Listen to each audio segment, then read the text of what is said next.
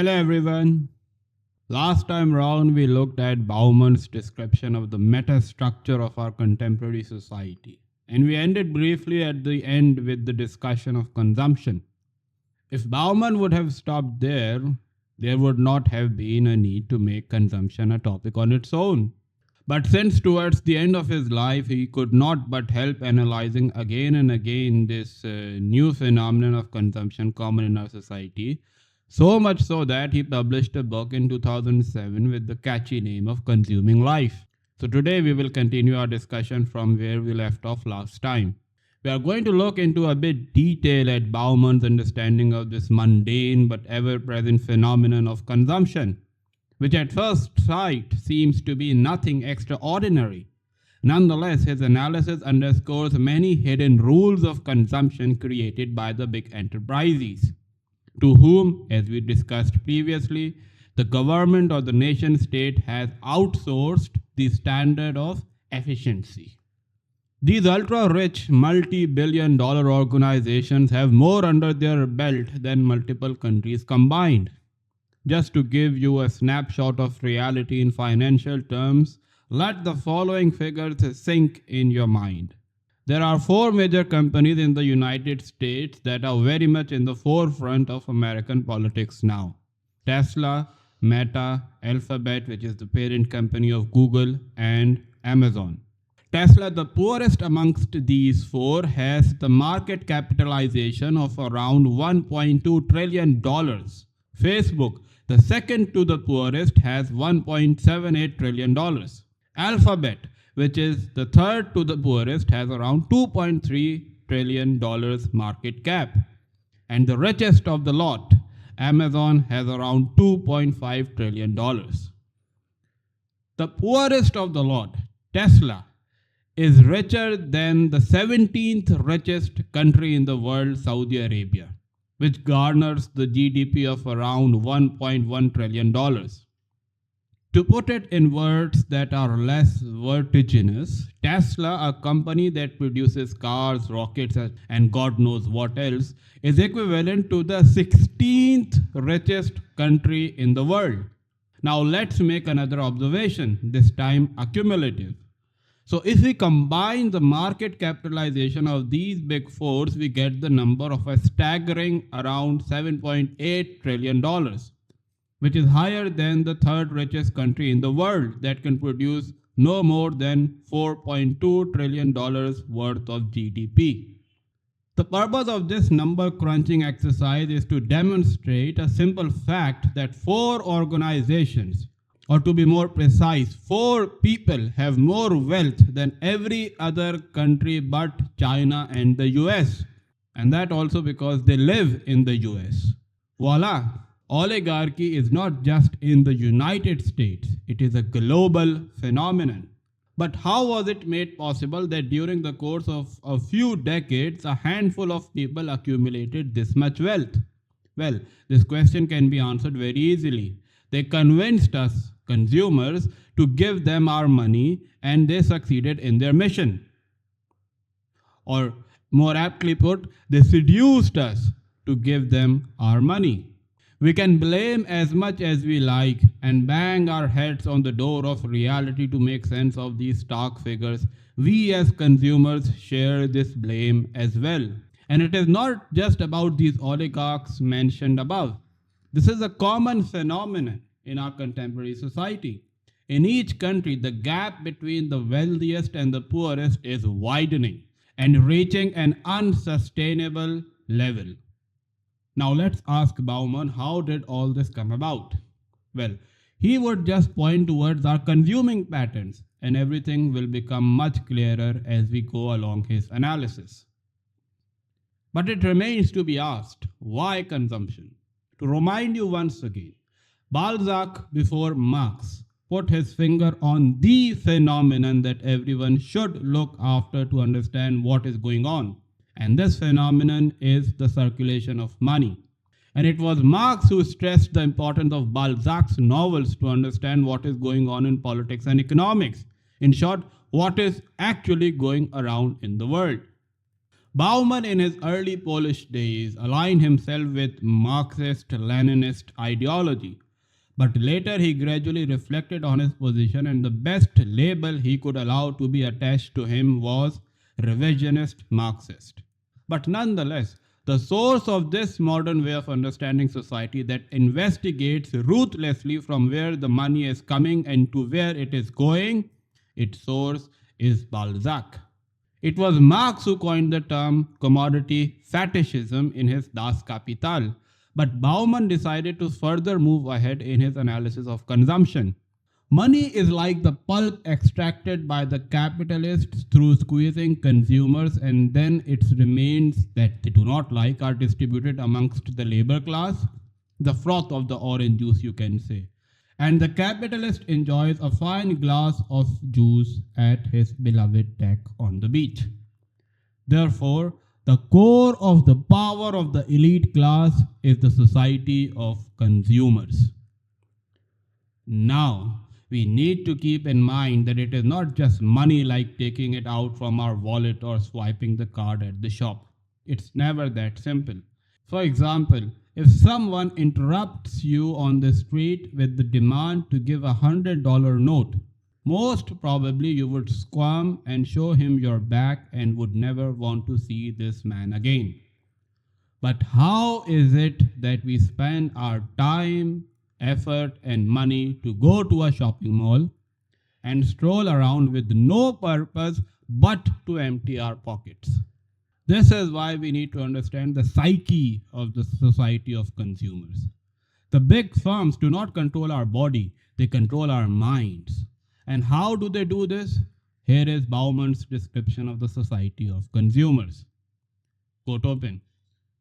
The society of consumers is a kind of society which, to recall the once popular term coined by Louis Althusser, interpellates its members, that is, addresses them, hails, calls out to, appeals to, questions, but also interrupts and breaks in upon them, primarily in their capacity of consumers.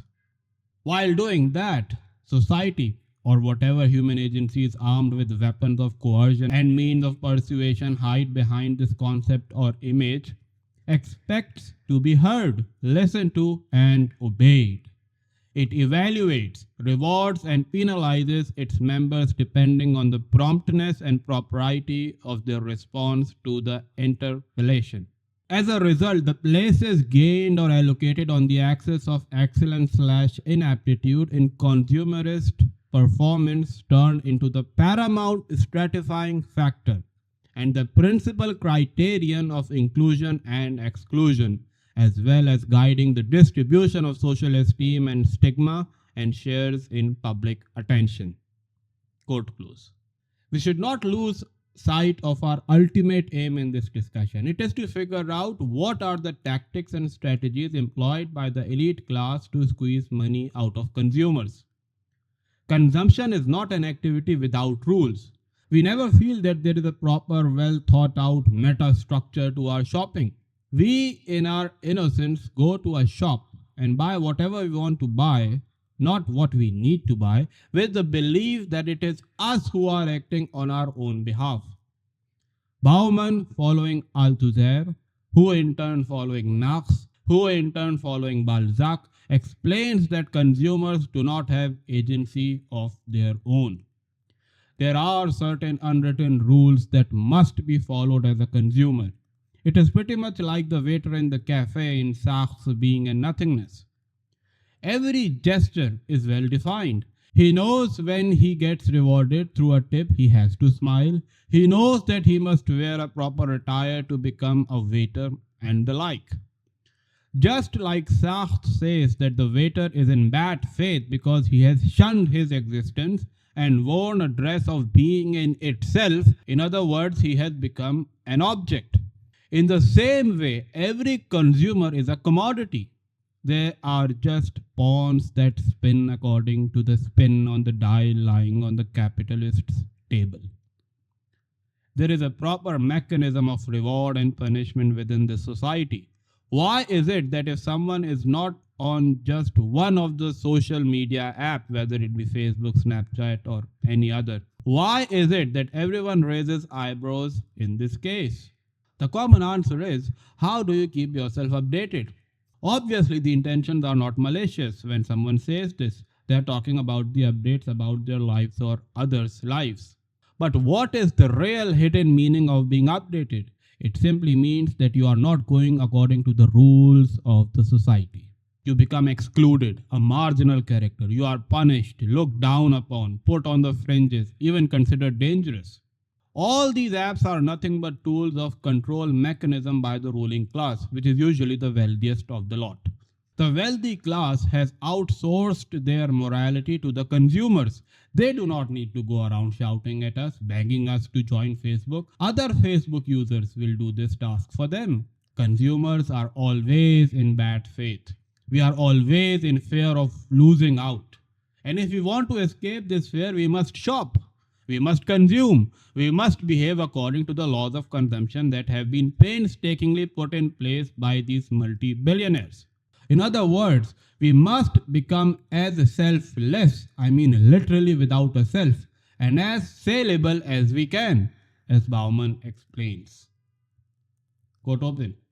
To consume, therefore, means to invest in one's own social membership, which in a society of consumers translates as saleability. Obtaining qualities for which there is already a market demand, or recycling the qualities already possessed into commodities for which demand can go on to be created. Most consumer commodities on offer in the consumer market derive their attraction and their power to enlist keen customers from their genuine or imputed, explicitly advertised or obliquely implied investment value. Their promise to increase the attractiveness and consequently the market price of their buyers is written in a large or small print, or at least between the lines, into the prospectuses of all products, including those products which are ostensibly to be purchased mostly or even exclusively for the sake of pure consumer delight. Consumption is an investment in everything that matters for individual social value and self-esteem. Quote close. This is one of the best descriptions of the phenomenon that is called commodification of the self.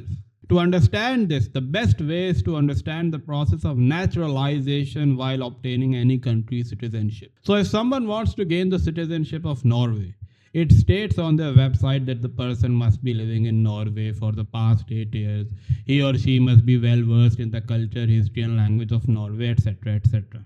In other words, the more one becomes Norwegian, the easier for him or her to gain the right to reside there. The list of requirements goes on and on. In the same way, if one wants to become a part of the society of consumers, there is a naturalization process that everyone must keep in mind.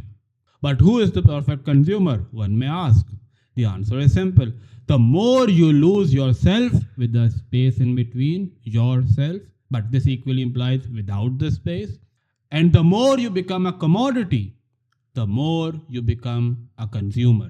And what is that we should do to achieve this glorified status of a perfect consumer?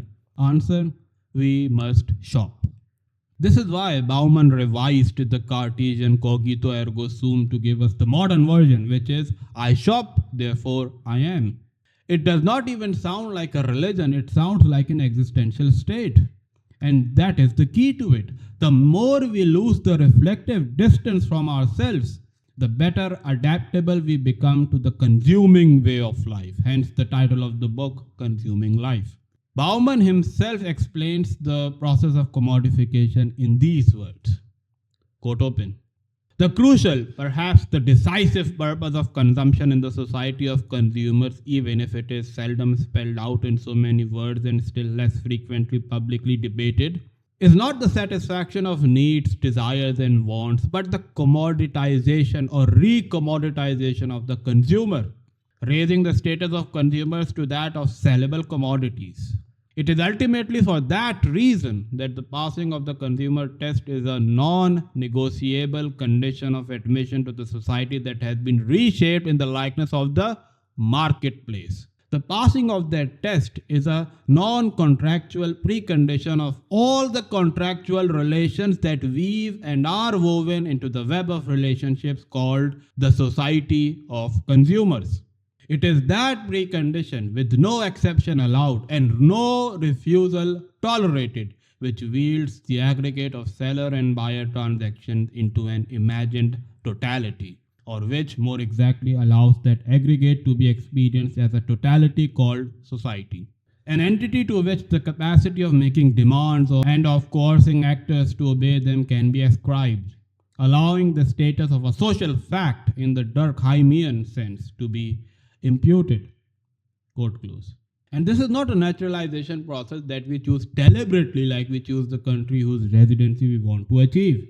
This is a process that does not even have a starting point. Why? To borrow the Heideggerian phrase, because we are thrown into the world of consumption. It is not a skill that we learn in any classroom, it is a DIY job, as Baumann explains. Quote open. Members of the society of consumers are themselves consumer commodities, and it is the quality of being a consumer commodity that makes them bona fide members of that society. Becoming and remaining a sellable commodity is the most potent motive of consumer concerns, even if it is usually latent and seldom conscious, let alone explicitly declared.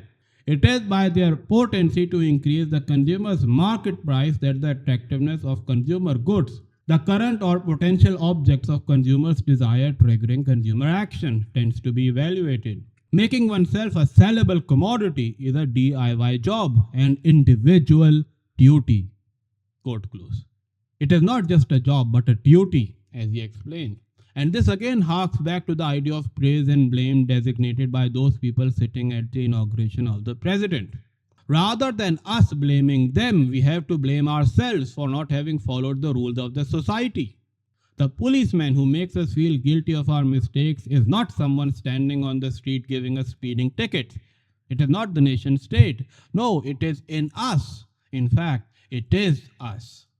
We do not worry about the pain our elders are going through. We worry more about missing on the new series on Amazon Prime.